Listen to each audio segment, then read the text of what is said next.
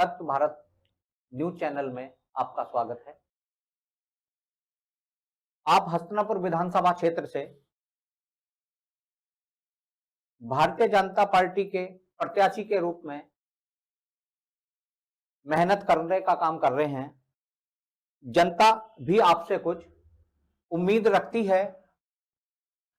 जैसा हस्तिनापुर क्षेत्र का प्रतिष्ठित मेला, जनता जिस समय मेले में जाती है वो बहुत परेशान रहती है। बुग्गियां, ट्रैक्टर ट्रॉलियों के द्वारा जनता पहुंचती है। यह मेला लगभग 5 दिन का लगता है। जैसे ये रास्ता संकरी है, अगर आप विधायक बने तो आपका क्या इस मेले के प्रति क्या रुझान रहेगा? पहले तो मैं आपके आज इस चैनल पे आया, मैं आपका तहे दिल से, हृदय गहराई से आपका धन्यवाद करता हूं, आभार व्यक्त करता हूं। आपका विषय है कि मखदूमपुर का जो मेला है, मैं जो है काफी समय से हमारे बुजुर्ग जो थे उन्होंने भी जो है हस्तिनापुर की जो भूमि है वहां के लिए बड़ी सेवाएं दी हैं। तो हस्तिनापुर का जो मखदूमपुर का जो मेला है वो एक बहुत ही ऐतिहासिक मेला है, जिसमें जो है खाली हस्तिनापुर के नहीं, मेरठ जिले के जो तमाम आसपास के जिले हैं वहां से भी लोग इस मेले में आते हैं और बखूबी जो मेले का लुत्फ है वो लेते हैं। अब जितने भी लोग बाहर से आते हैं वहां कहीं ना कहीं समस्या फेस करनी पड़ती है, क्योंकि रोड का जो चौड़ीकरण है वो अब तक हो जाना चाहिए था, लेकिन वो कई समस्याएं किसी के साथ होती है, नहीं हो पाया। लेकिन मैं जो है आपके चैनल के माध्यम से मैं अपनी हस्तिनापुर विधानसभा क्षेत्र की सम्मानित जनता को ये विश्वास दिलाता हूँ, अगर मुझे हस्तिनापुर विधानसभा के क्षेत्र की सम्मानित जनता का, जनार्दन का अगर मुझे आशीर्वाद मिला और मैं आपके बीच में विधायक बन के आऊंगा, तो मैं जो है मेरे पहली जो काम रहेगा वो मखदूमपुर का जो मेला है उसका जो रोड का जो चौड़ीकरण है वो मेरी पहली प्राथमिकता रहेगी।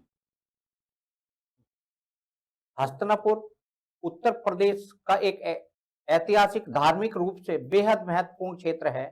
महाभारत और जैन विरासत से जुड़ा होने के बावजूद यह पर्यटन आधारित रोजगार क्यों नहीं विकसित हो पाया?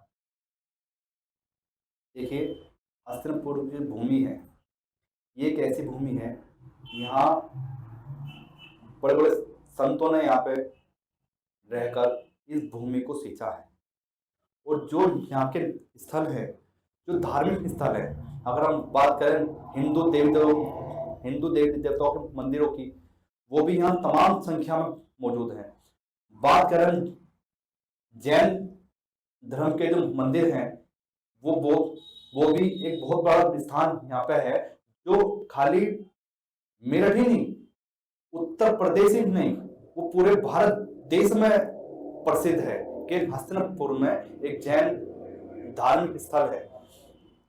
उसमें जो हमारे सिख समुदाय के जो गुरुद्वारे हैं वो भी यहाँ तमाम भारी संख्या में मौजूद है। तो मैं मानता हूं कि हस्तिनापुर की जो भूमि है अब तक जो है उन धार्मिक स्थानों का विकसित, जो उनका जो सौंदर्यीकरण है वो हो जाना चाहिए था।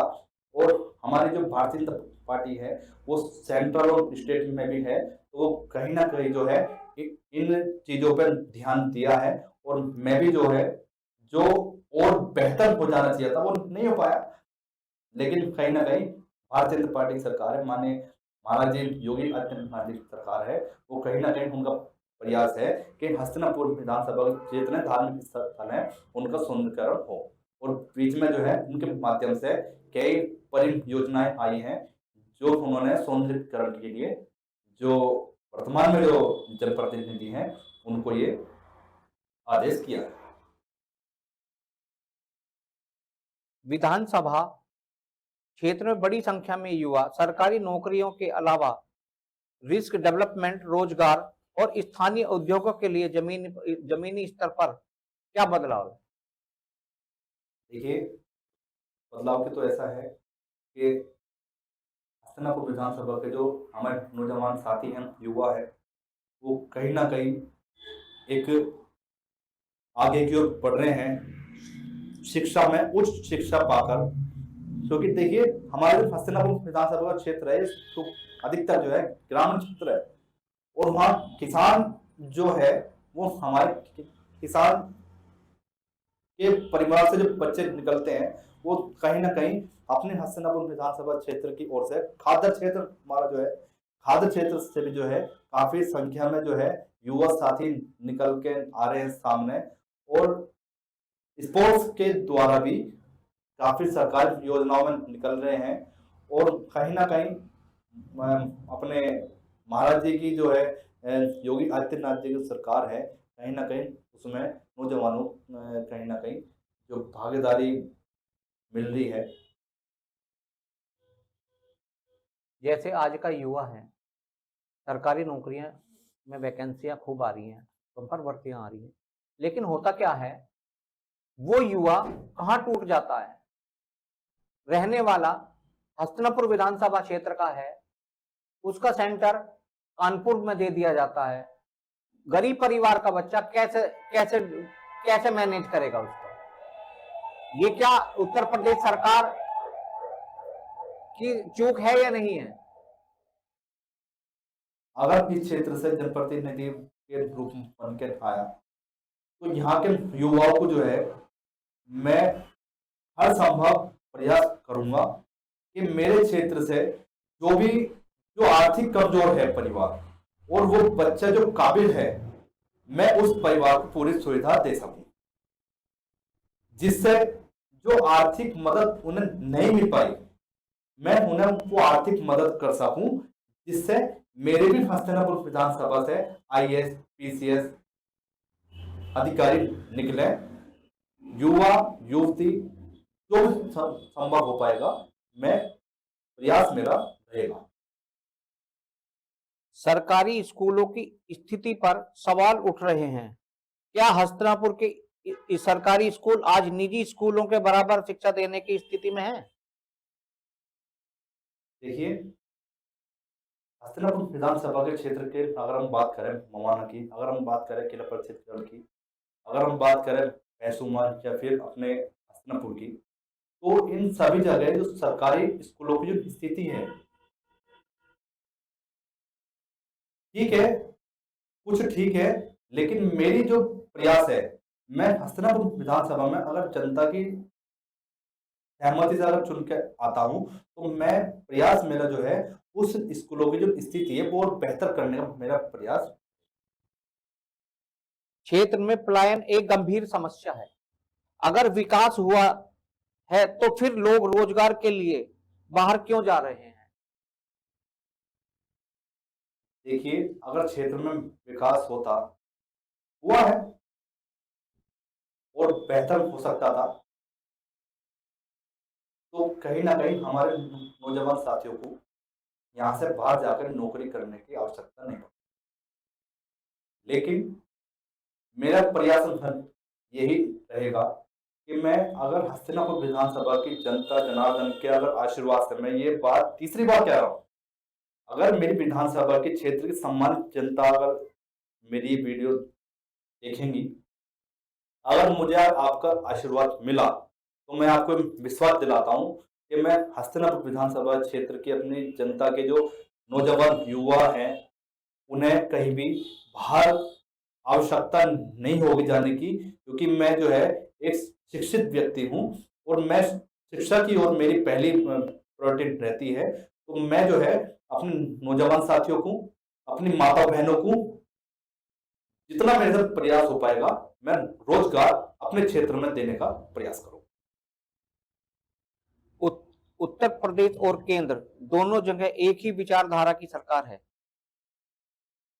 ऐसे में हस्तिनापुर में सड़क, पानी और नाली जैसे बुनियादी समस्याएं अब तक बनी हुई हैं। रोज हस्तिनापुर नगर पंचायत के सभासद भी बराबर आवाज उठा रहे हैं कि नगर पंचायत के अंदर भ्रष्टाचार हो रहा है। आप इसे किस दृष्टि से देखते हैं? देखिए, भ्रष्टाचार के भी दो पहलू हैं। पहला पहलू, अगर कोई निचले स्तर का अधिकारी भ्रष्टाचार करता है तो हम उसके लिए सरकार को ब्लेम नहीं ठहरा सकते। सरकार अपना काम करती है और अधिकारी अगर नीचे अगर कोई हरकत चीजें कर रहा है तो वो उसका फॉल्ट है, ना कि सरकार का। पहली चीज। दूसरा पहलू, भारतीय जनता पार्टी विश्व की सबसे बड़ी पार्टी है और जितना भी भारतीय जनता पार्टी का कार्यकर्ता है वो एक सम्मानित कार्यकर्ता होता है, हर चीज से अलग वो अपनी सिर्फ निष्ठा दिखाता है। और जब पार्टी एक अपने ही बीच में से एक जनप्रतिनिधि के तौर पे किसी को उतारती है तो हमारे कार्यकर्ता का एक दायित्व बनता है कि मैं अपने क्षेत्र का उद्धार कर सकूं। लेकिन अब जैसे नाली खड़ंजों के जो आपने बताई पानी की समस्या है, नालियों की समस्याएं हैं, चीजें बन जाती है, तो कहीं ना कहीं कुछ जनप्रतिनिधि जो है कुछ निचले के उनकी भी कमियां हैं और कुछ अधिकारियों की कमियां हो सकती है, तो वो भी मैं दूर करने का कार्य करूंगा।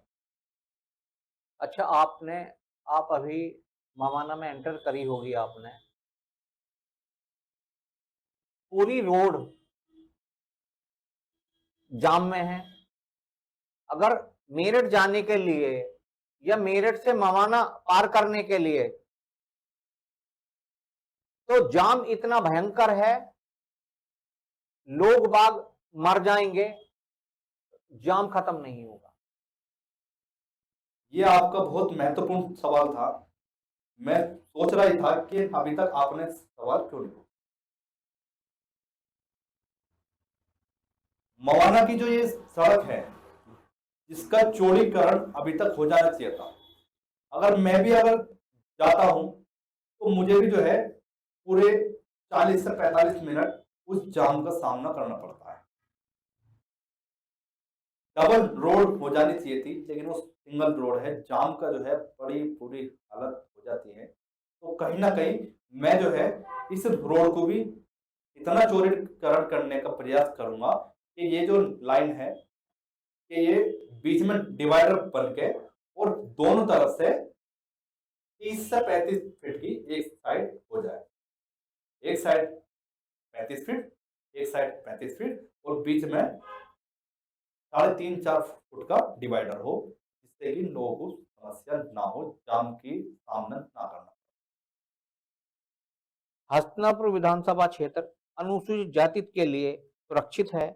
सवाल सीधा है, क्या इस आरक्षण का वास्तव में लाभ जमीनी स्तर तक पहुंचा है या यह सिर्फ कागजों में सीमित? देखिए, अनुसूचित जाति, अनुसूचित जनजाति ये एक ऐसा वर्ग है जो काफी समय से वंचित रह गया था, लेकिन आरक्षण की मुख्य विचारधारा से कुछ जातियां ऐसी हैं जो जुड़ नहीं पाई, लेकिन कहीं ना कहीं उन्हें जुड़ जाना चाहिए था ताकि अनुसूचित जाति में और अनुसूचित जनजाति में कुछ ऐसी जातियां हैं जिनका उद्धार हो गया क्योंकि वे आरक्षण की मुख्य विचारधारा से जुड़ गए। लेकिन अनुसूचित जाति जो कहा जाता है कि भारत में सबसे बहुसंख्यक है अनुसूचित जाति और अनुसूचित जनजाति, तो मेरा तो प्रयास उनसे आपके चैनल के माध्यम से ये कहना है कि उन्हें जो है जागरूक होकर नई नई चीजों में भागीदारी करनी चाहिए जिससे उनका विकास हो सके। और मेरा भी जो है ये प्रयास रहेगा कि मैं जो वंचित रह गए मैं उनको मुख्य धारा से जोड़ूं और उन्हें भी उस स्थान पर लेकर आऊं जिसके वो हकदार है। हस्तिनापुर विधानसभा क्षेत्र पूर्व महाभारत कालीन क्षेत्र है। इसे श्रापित कहा गया, लेकिन इसी धरती से विधायक चुने जाते हैं, इसी धरती से मंत्री बनते हैं, लेकिन उसके बाद भी इसे श्रापित कहा जाता है। आप इसे किस दृष्टि से देख रहे हैं? देखिए, ये मेरे लिए बड़े दुर्भाग्य की बात है कि वर्तमान में हमारे पार्टी के जनप्रतिनिधि के द्वारा ये बात कही गई, क्योंकि मैं और मेरे बड़े बुजुर्गों ने, हमारे महापुरुषों ने अपने लहू से हस्तिनापुर विधानसभा की धरती को सींचा है। तो ये मेरे लिए बड़े दुर्भाग्यपूर्ण की बात है कि मेरे पार्टी के जनप्रतिनिधि के द्वारा इस तरीके के शब्दों का प्रयोग किया गया। क्या यह मामला आपके उच्च स्तर तक पहुंचा या नहीं पहुंचा?